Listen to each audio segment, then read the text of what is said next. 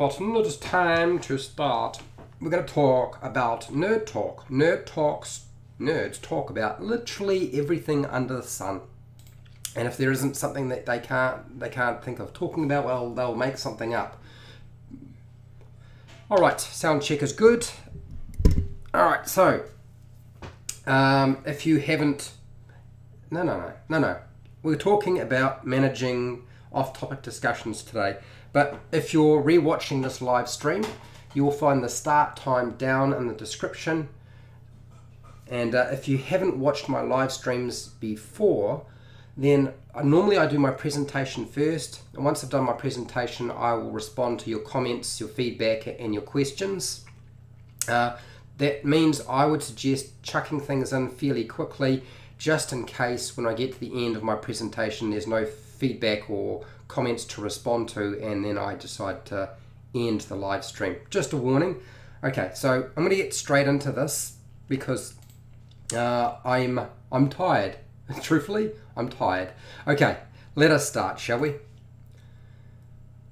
Hi, welcome to HowtoDandD. My name is Fred Wheeler, and today I want to talk about Dungeons and Dragons, and I'm talking about dealing with off-topic discussions during Dungeons and Dragons game sessions. And honestly, this particular well, it's not a Dungeons and Dragons, but it's something that would tend to come up in your Dungeons and Dragons game. And that is Star Wars, the topic of Star Wars. I actually found this particular Star Wars meme quite amusing. Now that's a name I haven't heard since I threw your dad into a volcano and cut off his legs. I quite like that. The number of jokes that are made during a Dungeons and Dragons game, the number of quotes from movies, the amount of discussion about Pulp Fiction and books and movies and trivia and news and history and science, and it just goes on. And it can be about even more than that. So it's not just about nerd talk. Truthfully, it's all sorts of talk. All sorts of things, conversations crop up. And the ones that are most common that I find that tend to crop up are obviously Lord of the Rings, The Hobbit, and Game of Thrones. Game of Thrones being the new thing to discuss at your game table. Now, if you turn to somewhere like your player's handbook, you'll find there is no advice in the player's handbook for players to figure out how to deal with people who start talking about things that are off the topic of playing Dungeons and Dragons. It's related to something else completely differently. And of course, everybody assumes that the Dungeon Master should be managing the table at all times about everything. And there's not really any information in the Dungeon Master's Guide. So nothing in the player's handbook, nothing in the Dungeon Master's Guide. You are just assumed to be able to understand how to manage your table in such a way. Now, whether that's a Dungeon Master or players, most of this advice is for the Dungeon Master, but there are a few sprinklings throughout this that are related to players that you can utilize yourselves should you find it a little bit frustrating that you can't actually play Dungeons and Dragons and people are talking about something else. More than likely, Lord of the Rings. So how do you get your group back into the game session and back engaged with playing Dungeons and Dragons? The first step is always to talk. Talk to the people and indicate clearly you want to continue playing Dungeons and Dragons, and that a discussion about Lord of the Rings, books, movies, spin-offs and merch aren't really what they showed up for. They wanted to play D&D. Or the controversy around The Hobbit, whether that be the book, but mostly the movies. How do you get them out of that? One of the suggestions I have for you is let the group finish talking about whatever it is they feel they have to talk about, because sometimes they just need to get it out of their system. Now, that might mean you don't play any Dungeons and Dragons that night. I've seen it happen before. It does happen. Or you're pretty much guaranteed that you will be playing less Dungeons and Dragons for sure if you allow them to continue talking about whatever it is they're talking about. goofing around is quite a common feature to playing Dungeons and Dragons, and it's not something that's ever really going to go away. I find that the younger the players and the Dungeon Master, the more it happens. As you get older, it's not quite so prominent, but given the right day and time, any group, no matter how experienced and how long they've been playing the game, will get into drama. There's always that possibility. You could always, if we're going to talk about Game of Thrones, you could always join in the conversation till the group are more interested in playing Dungeons and Dragons than talking about what happened in the last session of or season or episode of the Game of Thrones.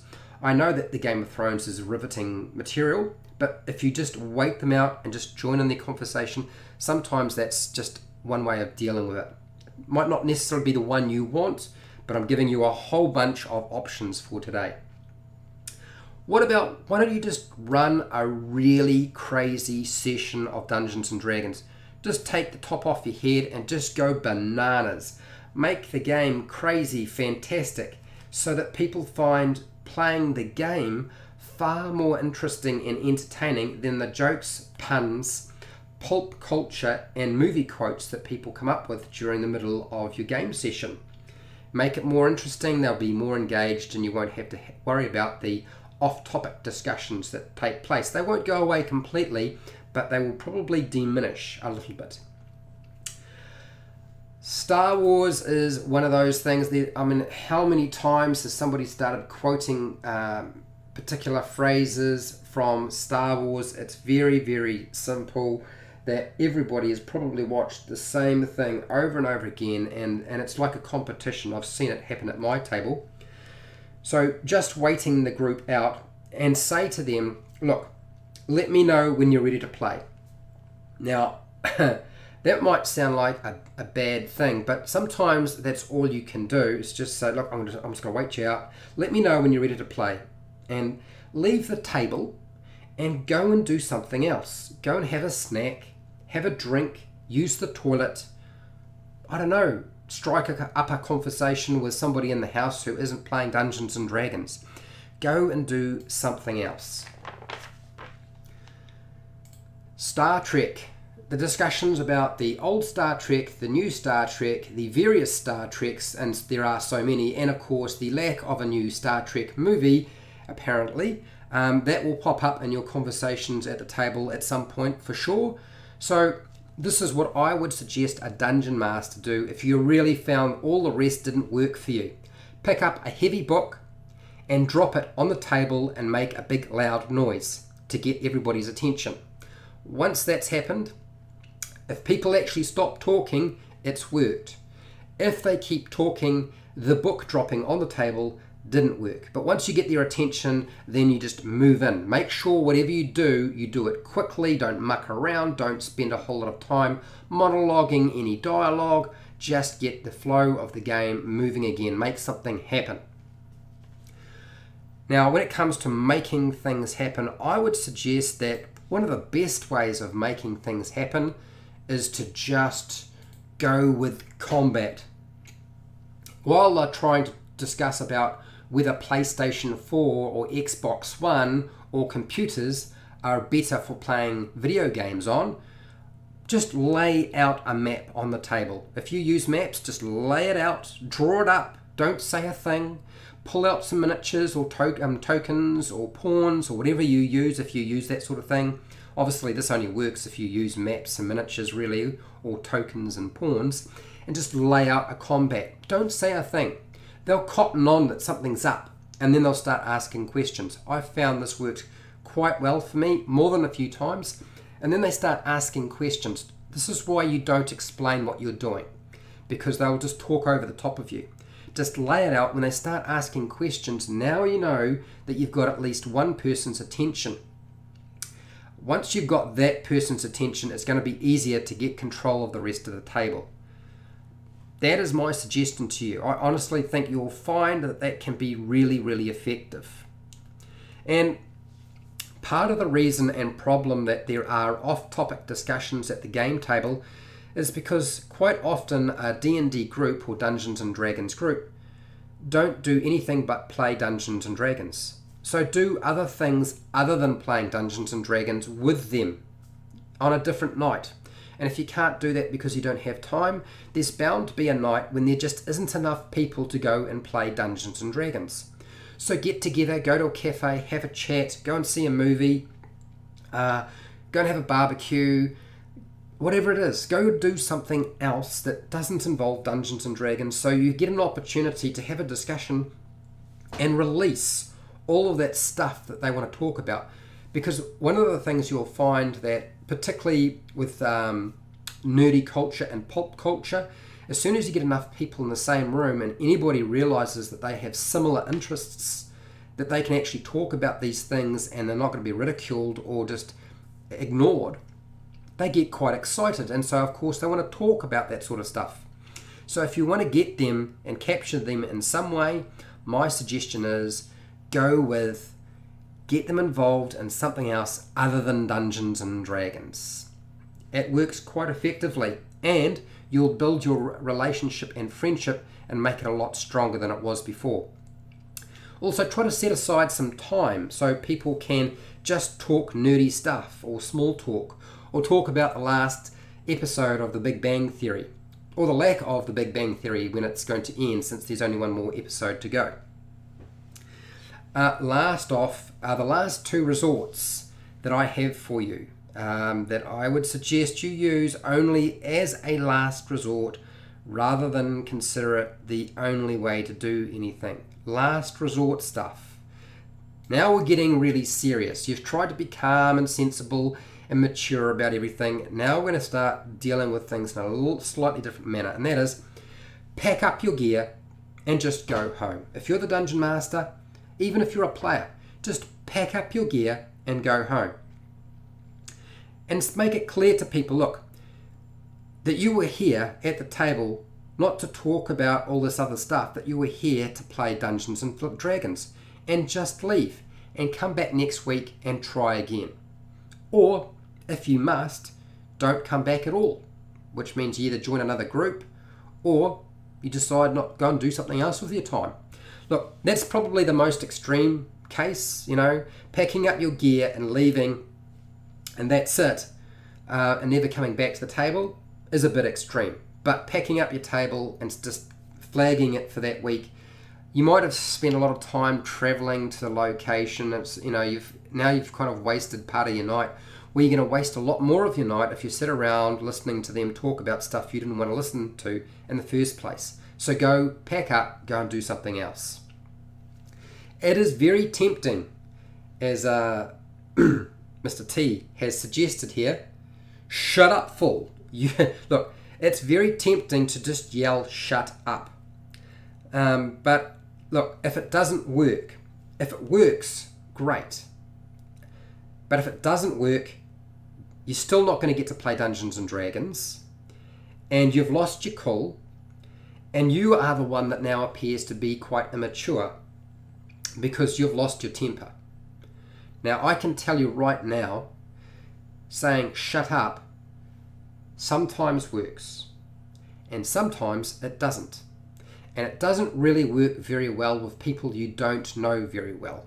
It works much better with people who are your friends and know you well and can take the shut up without getting upset and losing their own shit. Whoops, I think I just said a bad word. Losing their own poop. Their own poop. That's what I'm talking about. So those are my suggestions for managing people who get off topic and don't really seem to be playing Dungeons and Dragons. And I really hope that this has been helpful to you in some way. So if you like the video, please share and like the video. And look, subscribe to my channel if you haven't already subscribed, if you want to see more content like this, because there will be more content like this. Also hit the bell button to be notified when I go live and when I publish new videos, which I do quite a lot. If you want to support my channel, you supported me by watching this video, this live stream, and if you're rewatching it, thank you very much. I do appreciate it. I have many more videos and you're welcome to go and check them out. A lot of them are live streams, but not all of them. I don't do Patreon, but down in the description you'll find affiliate links to the book depository and Amazon where you can buy stuff online. I get a small commission, which is great for me. You pay exactly the same price. Just go through the link. You don't have to buy the thing I've linked to. Just go through the link and then go buy what you want. And it helps me continue doing this.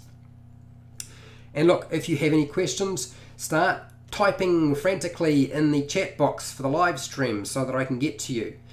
Otherwise, down in the comments section, that's where your feedback needs to go. Whether it be questions, maybe you've come across a better situation or strategy for managing distractions that people have, or maybe you just want to retell a story that took place that you want to share with everybody else. I will try to respond to as much of that as I possibly can. And hey, till next time, keep rolling those 20s.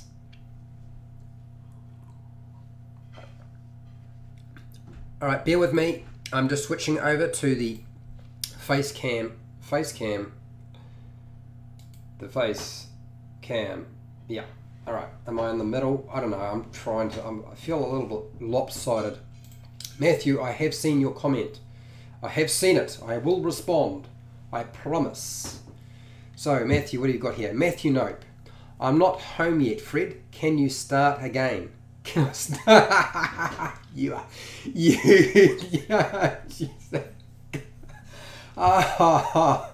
Oh dear. Okay. How about really quickly? I'll do it in like 10 seconds, Matthew. 10 seconds. Just give me a moment. Oh dear. From a player's perspective, how can they help themselves not get distracted? Do you know, the problem for players getting distracted is often a product of how our society works. People's attention span is even less than it was before. And so as a result, maintaining attention can be difficult. What I find can be the worst aspect to trying to maintain concentration for players are dungeon masters who talk too much. They literally just talk and talk and talk, and they don't just let the players have an opportunity to interact. So that's one aspect to it. Your dungeon master has control of that. But also too, you know, with your phone and your other techno stuff, make sure you've got stuff on there that's used for playing Dungeons and Dragons, whether you have your character sheet on your phone or you using it for other things related to the game, looking up spells, anything that's going to connect you to the game. Pardon me. Sorry. Now, that's my suggestion to you. Try to be more invested in the game as a player is a tough thing, because that's sort of like another topic in itself. I would say really you only can manage yourself, and one of the things I learnt from the last job I used to have is that you really can only have control over what you do, not what everybody else does. And so as a result, you have to tailor it in such a way that you'll get, or more likely to get, the results you want. You won't always get them, but you can control the way you react and how your emotions run. That's just my experience. So as for wanting a retelling of everything that we discussed today, very quickly, okay, talk to people, let people finish talking, join the conversation, run a crazy game, just wait them out, leave the table, drop a book on the table, just start a combat, do other things outside of Dungeons and Dragons, set aside time to talk. You know, literally setting aside time at the very beginning of the session to talk is always really good too. I think I talked, did I mention that? Maybe I didn't. Okay, if I didn't, I apologise. Packing up your gear and leaving. Come back next week. And just telling them shut up. Covered all the bases. Gosh, I could have done that in like less than a minute. What? No detail required. Eric, what do you got here? Yep, keep describing short, no more than 2 sentences. Yeah, look, there's a magic number. Is there 1 sentence, 2 sentences, 3 sentences, a paragraph? really the secret to describing anything for a dungeon master to keep the players on track is one, to make sure that what you say is going to yield questions. If you get them only enough information that it gets them thinking, well, what's going on here, and they start asking questions, you've got them. And that's part of how I was taught to teach, and that is by asking questions, I get the information out of people. And so you've got to ask leading questions. Even as a dungeon master, it's often good to finish up by asking a leading question, knowing fully well that you have left out information that they'll want to have the answer to. That's just a way of dealing with it. Try to set up the situation so players are itching to ask the obvious questions. Yes, Eric. Nice. Any arbitrary short number? Yes. Questions? Yes. Yeah, look, the last thing you want are questions that are yes and no. You want them to ask questions that require you to say a little bit more, because those are called open-ended questions, and they're much more useful. They're qualitative rather than quantitative, and they will yield better results for your game. Because the trick is, they ask a question, you give an answer. They ask another question, you give another answer, and they slowly build the scene around themselves. That's my advice to you. Sort of getting off a little bit from the topic we were discussing, which was supposed to be managing off-topic discussions during a D&D session. But look, I did this video because one of the subscribers had asked me about this, and I gave them a very short answer, and I thought this video was probably better if I actually did it. So I actually Googled to see what channels had sort of done about this topic, and it was like, there's not a huge amount. Maybe I should do it. So I've done it. So what's likely to be tomorrow? So tomorrow is probably going to be a video on, a live stream video that is, on seeking player feedback. And I don't want to go into a lot of detail about it, but trust me, it's really important. And if you're a dungeon master, you want to be paying attention to that particular video, because it's certainly made a big difference at my table. And it's one of the best advice I can give somebody who has been running the game for a little while and they want a little bit more information on about what they're doing. Okay, and I'm still working on, but I think I'm pretty close. I'm pretty close to doing a live stream video on Xanathar's Guide to Way of the Drunken Master. I like monks, and so I wanted to do some more content from Xanathar's Guide. So that should be coming not tomorrow, but the day after. Okay, so that's it. We've covered all our bases, and I am going to go before I lose my voice. And you guys have a good night. Look after yourselves. Don't play too many video games. Something like that.